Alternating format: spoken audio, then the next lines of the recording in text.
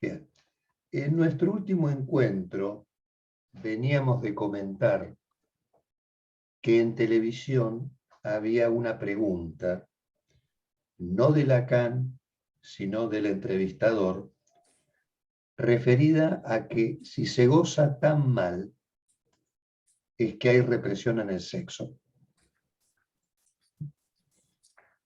Y que la culpa de esa represión sería de la familia, de la sociedad y particularmente del capitalismo.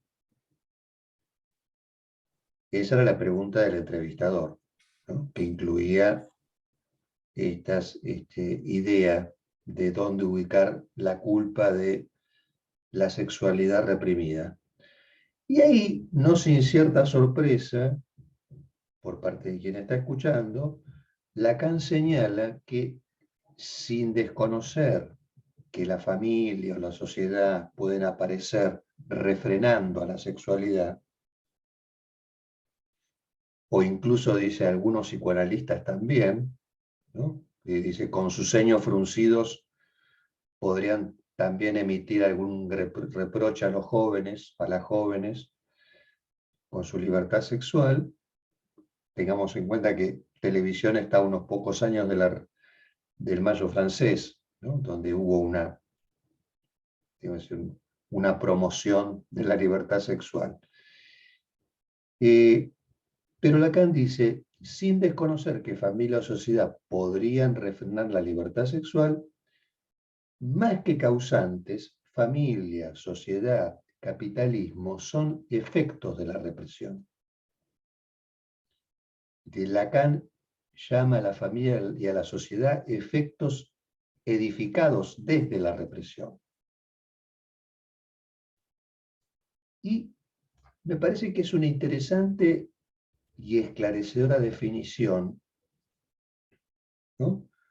Que apunta a que si bien podríamos culpar a la familia, a la iglesia, al Estado, a papá o a mamá, por nuestra sexualidad refrenada, impedida, el psicoanálisis revela que la familia, la iglesia, el Estado, papá, mamá, son ellos mismos efectos de la represión.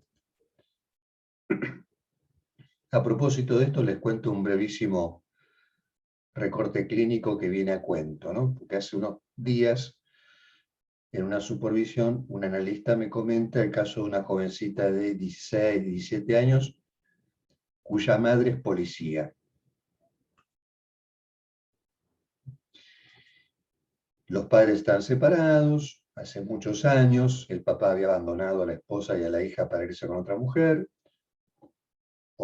con la que había tenido otros hijos, y recién ahora el padre estaba intentando acercarse a esta primera hija, para la cual no había aportado ni afectiva ni económicamente.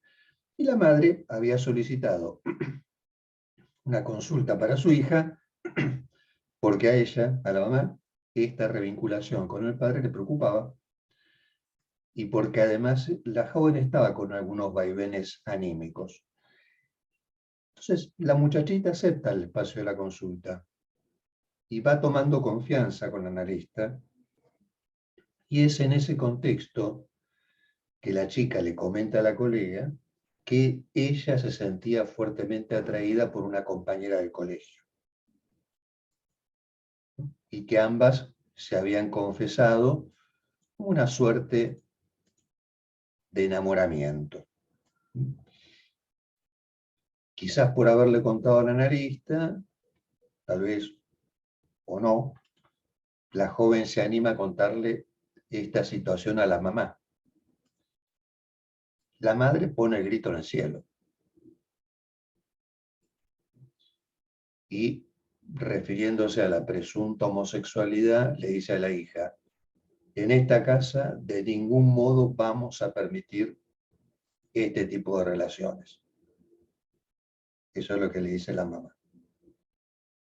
Entonces la chica pone freno a esa relación con la amiga y bueno, va a contarle al analista lo dolida, lo triste que se sentía por esto.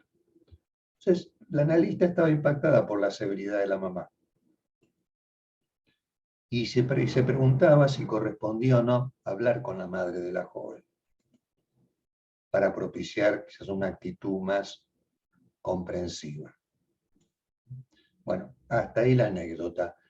Yo recordé, ahí cuando escuchaba este caso, la conferencia que da Fuckerman en Cartagena de Indias en el año 96, que es el primer capítulo de Ponerse en Juego, porque en esa conferencia, luego de la disertación, hubo personas en el auditorio que plantearon preguntas, pero personas que no eran psicoanalistas, ni tampoco estudiantes de psicología. Entonces es interesante, ¿no? Porque en ese contexto, alguien del público le pregunta a Fuckerman, ¿qué debe hacer un padre de familia, una madre de familia que descubre que su hijo o su hija son homosexuales?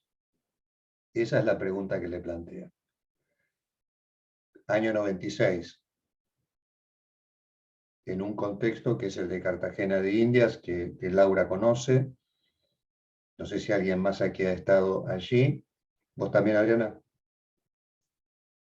Bueno, es un contexto bastante conservador. En esa época, y todavía aún hoy, incluso en ese estamento donde podríamos nosotros encontrarnos con colegas nuestros, todos tienen un sesgo marcado por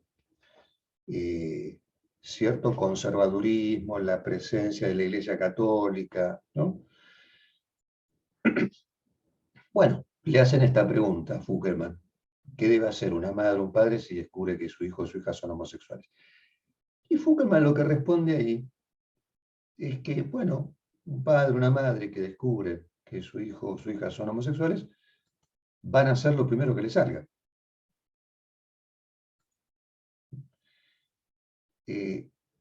Y hacer lo primero que les salga, él decía, puede ser diverso. Puede ser que tengan una actitud comprensiva frente a eso, o puede ser que los echen de la casa, al hijo o a la hija.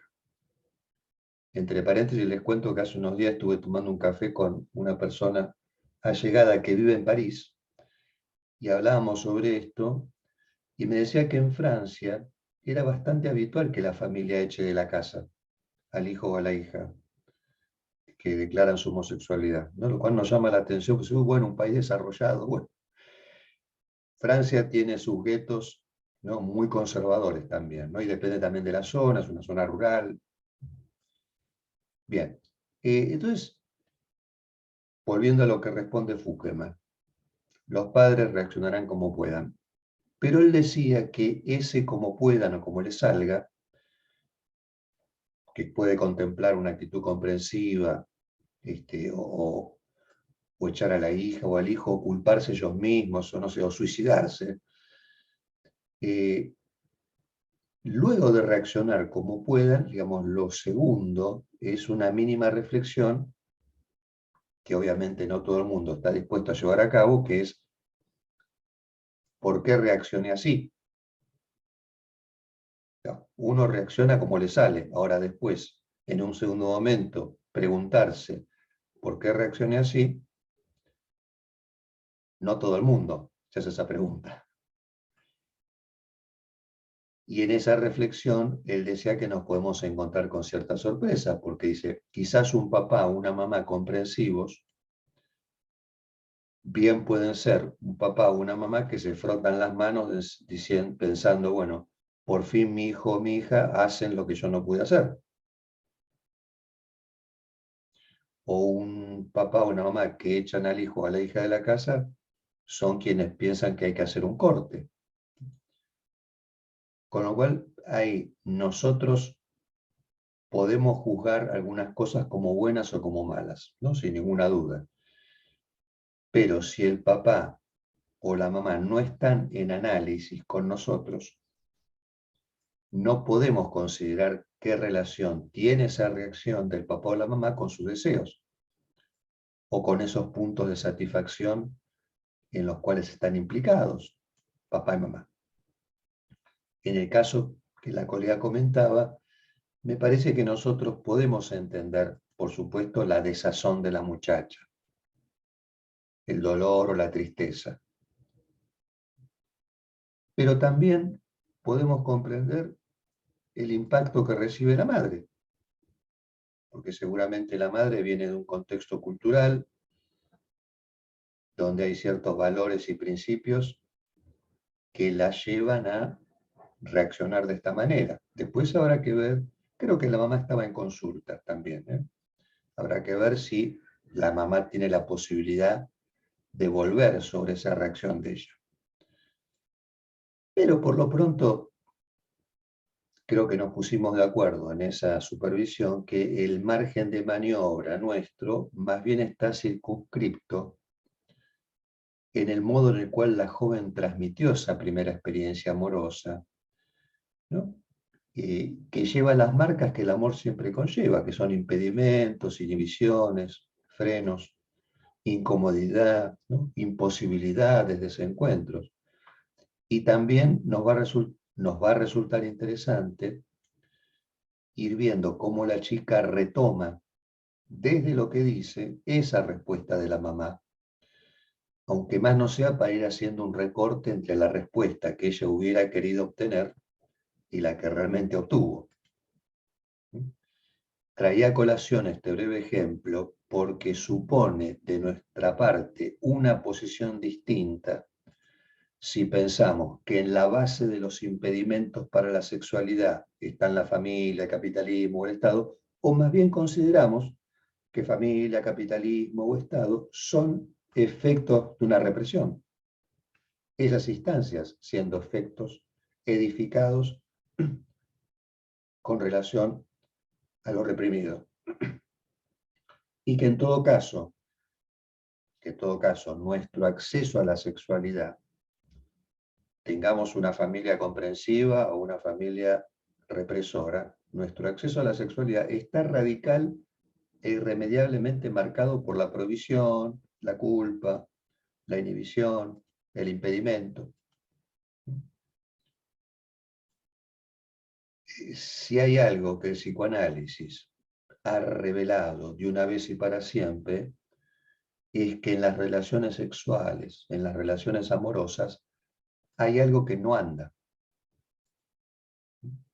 Hay algo que renguea, pero con una renguera estructural. Después cada uno verá cómo se arregla con eso. Volviendo a televisión, justamente lo que Lacan subraya es que el grupo humano, en muchos sentidos, podría parecerse a ciertas sociedades de animales. Sobre todo por el valor prevalente que para animales y para nosotros tiene la dimensión de la imagen, ¿no? Ahí parece que hubiera cierta correspondencia, ¿no? En algunas respuestas que encontramos en los grupos de animales y en los grupos humanos. Por otra parte, una respuesta que los medios, ¿no? La publicidad, ¿no? Estas cuestiones que tienen que ver con la investigación de mercado ha sabido explotar muy bien, ¿no? Los algoritmos, ¿no? Sobre cómo grupos humanos responden a ciertas imágenes. Ahí nos parecemos a los animales. Pero lo que enfatiza Lacan aquí es que aquello que especifica la familia humana, y aquí viene la renguera estructural, es que el inconsciente existe y que esa existencia se motiva en la estructura, es decir, en el lenguaje. Yo recordaba un breve texto de Lacan que se llama Alocución sobre la psicosis del niño. Es una intervención de Lacan en un congreso que había organizado Montmagny en el 67. Y ahí Lacan, en esa intervención, de manera taxativa, comenta: toda formación humana tiene como esencia, y no como accidente, frenar el goce. Toda formación humana tiene como esencia, y no como accidente, frenar el goce, ¿no? Me parece que esa indicación está en la misma línea de considerar a la familia y a la sociedad más bien como efectos de la represión. Y aquí, en esta consideración respecto de lo que es propio de los seres parlantes, ¿no? El inconsciente, y su vinculación con el lenguaje. Ustedes habrán escuchado quizás en este pasaje que yo les compartí a principio de año, este pasaje de televisión, habrán escuchado que Lacan cita a Freud en lo que fueron sus intervenciones para con uno de sus pacientes emblemáticos, el hombre de los lobos. Ese caso freudiano que para nosotros ha quedado como un paradigma de la neurosis obsesiva. Y por mencionar al hombre de los lobos, en este punto en el que Lacan se ha referido al papel del lenguaje como aquello que es propio de la especie humana, que el inconsciente exista, me parece que hay ahí también una sutil alusión de Lacan, por mencionar al hombre de los lobos, una sutil alusión al carácter mortificador del significante, ¿no? Como esto que hemos conversado con ustedes respecto a la afectación irremediable del lenguaje para con el viviente, ¿no? Que es un punto traumático al que nadie escapa y con cuyos efectos habrá que hacer algo. Bueno, ahí Lacan habla de la obstinación de Freud para con su paciente, el hombre de los lobos, ¿no? Una obstinación que apunta a determinar ese punto traumático. Un caso que Lacan caracteriza como un fracaso, por un lado, pero por otra parte como un éxito. En tanto dice, esa obstinación de Freud permite establecer lo real de los hechos, como si establecer el punto traumático. Un término, lo real, que nosotros bien sabemos que no es de sencilla aprehensión, ¿no? Pero que aquí yo los invito a que lo escuchemos, ese término, lo real, como aquello que no formando parte del lenguaje, no se sitúa si no es por el lenguaje. Es algo que está vinculado con los primeros pasajes de televisión en los cuales Lacan señalaba, lo recordarán, yo digo siempre la verdad, no toda, porque decirla toda no se logra. Decirla toda es materialmente imposible, faltan las palabras. Precisamente por este imposible, la verdad toca a lo real. Fíjense que ahí Lacan está indicando que digo siempre la verdad. Y aquí cualquier paciente nuestro podría sentarse y decir, yo digo siempre la verdad. Y agregar, no toda. Y ustedes asentir, efectivamente, porque decirla toda no se logra. Por lo pronto tiene que hablar. Ahí estamos esperando que el paciente tome la palabra. Pero que tome la palabra, seguramente, para que en algún momento se manifieste esto de que decirlo todo es imposible. Faltan las palabras. Pero para eso, insisto, hay que hablar. E incluso ustedes verán en el transcurso de Ancor como Lacan también dice, la verdad que no se dicen más que boludeces en los análisis. Pero tienen que decirse para llegar a este punto en el cual algo se manifieste ahí como una imposibilidad. Porque al manifestarse esa imposibilidad, la verdad toca a lo real. Es como una petición de principios, ¿no? Allí donde nos topamos con la imposibilidad, hay algo de lo real que queda tocado, aludido, indicado. Y corresponde allí, si nosotros acordamos con esta orientación lacaniana, corresponde el resguardo de eso que queda en el orden del enigma, que incluso acá en televisión mismo lo plantea Lacan, ¿no? Como una imposibilidad que atañe a la sexualidad misma y que incluso algo del orden enigmático que corresponde al psicoanálisis mismo.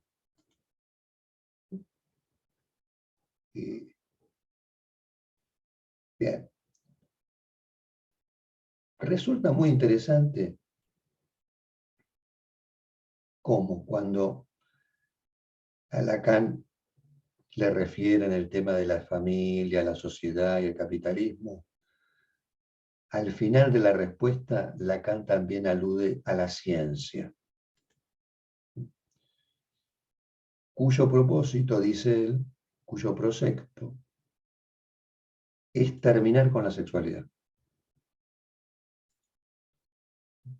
Y ahí menciona la sexología, ¿no? Probablemente como ese proyecto de la ciencia que intenta instituir un saber para algo sobre lo cual el saber está agujereado. Y el psicoanálisis viene a denunciar que ese agujero en el saber del sujeto respecto de la sexualidad es absolutamente radical. Bueno, nada que decir, digamos, respecto a que se habilite hablar sobre la sexualidad y que la información circule, ¿no? Me parece interesante eso, pero suponer que eso o sea, implica establecer un saber sobre la sexualidad, ya ahí tenemos un paso distinto, ¿no? Y digamos, como si planteáramos que hay una homogeneidad de nosotros respecto a la sexualidad. Y justamente lo que el psicoanálisis revela es que en ese orden hay una radical heterogeneidad respecto a la sexualidad sobre la cual no se puede establecer un saber. Digo, un saber que nos toque a cada uno de nosotros de manera personal, íntima, propia.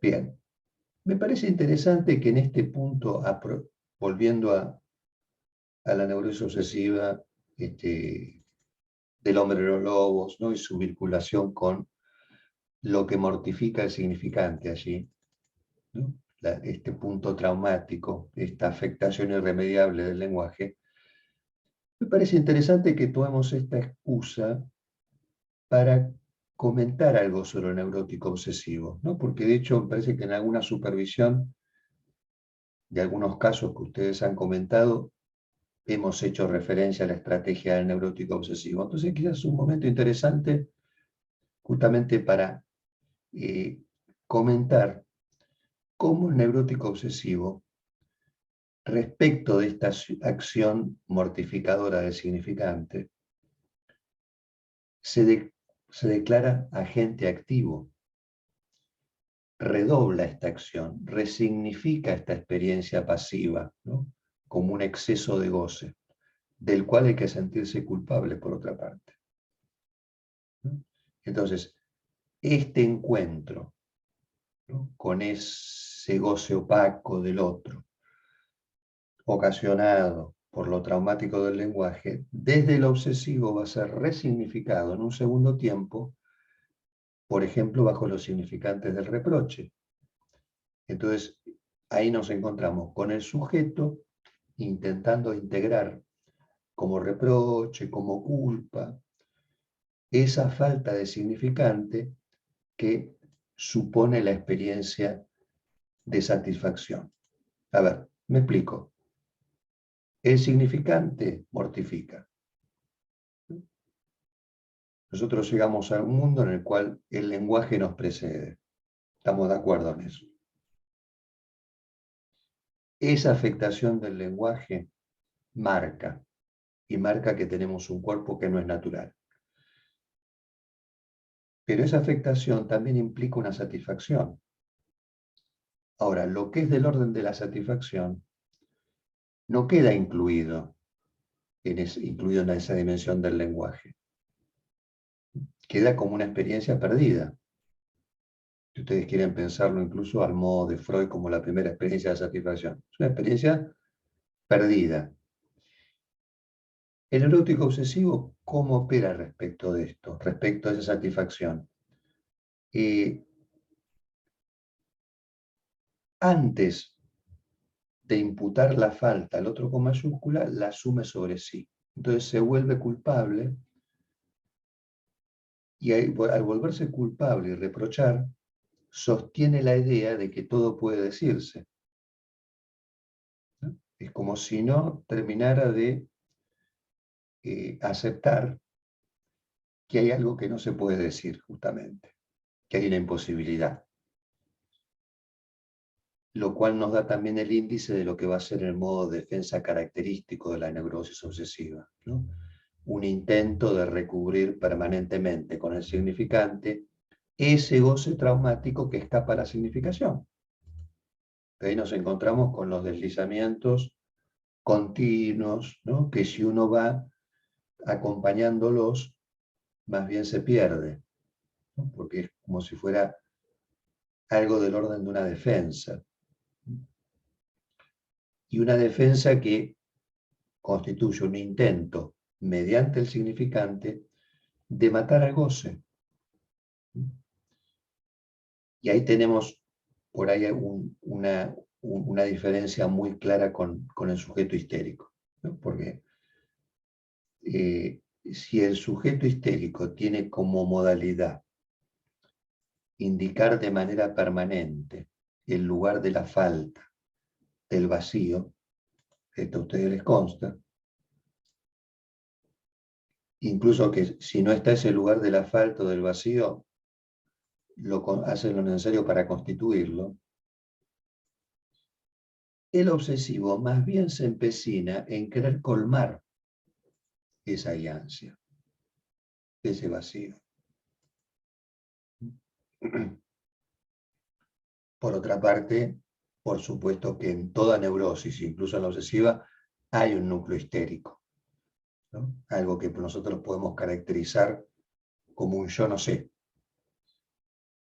Es eso, en realidad, es lo que hace a alguien llegar a un análisis, un yo no sé, incluso a un neurótico obsesivo, ¿no? Ese yo no sé que Lacan escribió bajo las especies del sujeto barrado, ¿no? Yo no sé quién soy, no sé lo que pienso, no sé lo que digo, no sé lo que quiero, ¿no? No sé por qué deseo, no sé por qué soy así. Hay un yo no sé que está en el fundamento de la neurosis. Y es sobre el fondo de la permanencia de ese yo no sé que se levanta y se construye la actitud obsesiva, que se constata en análisis, ¿no?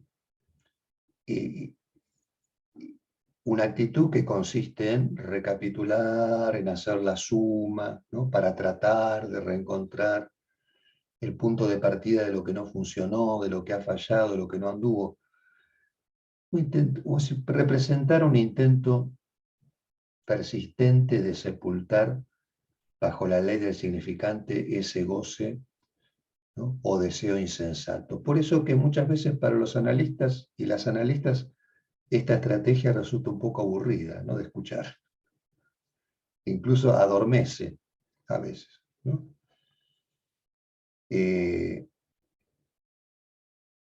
Bien, ¿por qué? Porque es un intento persistente, como decía recién, de sepultar bajo la ley del significante, ¿no? Esto relativo al goce o al deseo insensato. Es como un intento de que no haya una abertura, ni del lado del otro, con mayúscula, ni del lado del sujeto, ¿no? Por donde pueda emerger eso que escapa a la significación, como es el sinsentido. De ahí la aspiración, se podría decir también la fantasía inconfesada del neurótico obsesivo, que al igual que el esclavo hegeliano sueña con la muerte, ¿no? De aquel que en su fantasía lo somete, lo subyuga. Aquí muerto equivale a fallecido para el goce, ¿no? Esa posición respecto a la muerte se verifica en el propio sujeto con sus rumiaciones sobre el tema de la muerte, autorreproches, autotorturas, en esa petrificación del deseo, donde el obsesivo se instala más como muerto que como vivo.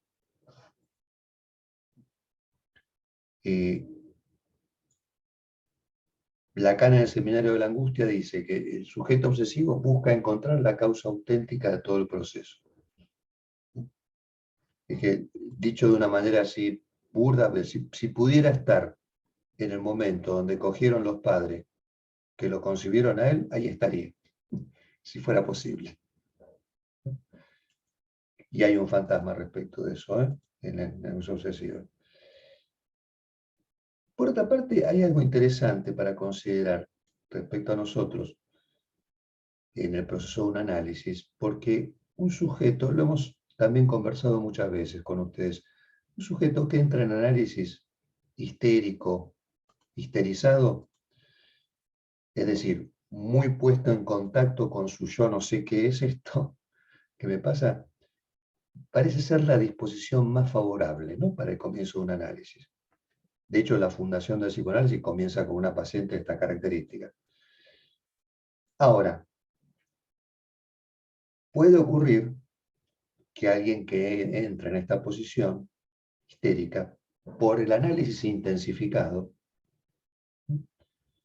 por el análisis vuelto incandescente, este sujeto histérico, en el proceso del análisis, se obsesivice, como el análisis inicialmente histerizante con el tiempo obsesivizante, justamente porque el análisis también, de algún modo, conduce al sujeto a buscar la causa, y la causa misma de lo que es más familiar. Entonces, quizás el mensaje que nosotros ahí debemos incorporar es que esta búsqueda de la causa hay que modularla, hay que atemperarla, ¿no?, amortiguar el esfuerzo para no generar ese corrimiento, ¿no?, de la histeria a la neurosis obsesiva. Esto en la medida que ahí es como si estuviéramos acompañando un esfuerzo que es propio de la neurosis obsesiva, que es fatigar el reencuentro con la causa, ¿no? Una causa que en el neurótico obsesivo en particular también evita, la busca y la evita, ¿no? Y que es una causa que se sostiene además en un objeto particular que Lacan denominó un objeto abyecto e irrisorio, ¿no?, conforme a la tradición freudiana, y que se relaciona electivamente a la posición obsesiva con el objeto anal. Sobre este objeto es interesante hacer una consideración porque es un objeto que podría decirse que el sujeto obsesivo busca, pero también retrasa el momento del acceso. Y también vamos a encontrar en esta estrategia obsesiva el suspenso, la duda, las falsas pistas, ¿no?, como el análisis entrando en una suerte de aire indefinido que Freud llamó perlaboración, es decir, un salto permanente del paciente que dice, no, no es eso, tampoco es eso, no es aquello. Y cuando ustedes por ahí lo acorralan al obsesivo con algo que no puede evitar, que reconozca que es verdaderamente eso, la respuesta del paciente puede ser, no es totalmente eso. La palabra clave es el retraso, ¿no?, y el eje subrayado es el tiempo. Y por otra parte, les decía, hay algo interesante a considerar en este objeto que especifica la neurosis obsesiva, porque si lo consideramos en la orientación lacaniana, este objeto abyecto irrisorio tiene la forma de un objeto separado, de un objeto caído, ¿no? Con lo cual, en su fase más profunda, el objeto anal se podría decir que es el que realiza la esencia de este objeto separado y caído, en lo que en Lacan se denomina objeto A. Y en este sentido podría decirse que si el núcleo de toda neurosis es la histeria, por supuesto, y la histeria nos esclarece sobre el papel constituyente del deseo en las personas, sin embargo, del lado de la neurosis obsesiva encontramos la esencia del objeto, ¿no? Tal como el psicoanálisis la especifica. O sea que si la histeria nos esclarece respecto al deseo, la neurosis obsesiva, la reflexión que podemos hacer sobre esta estructura, nos va esclareciendo respecto al objeto que el psicoanálisis especifica. Bueno, hasta acá lo que les quería comentar hoy. Si les parece, hacemos una pausa, así sedimentamos esto que he comentado y nos entregamos a conversar, a ver qué surge. Y por las dudas, apago la grabación por si surge alguna ocurrencia clínica. Bueno, 5 minutos entonces, hacemos un break. Gracias.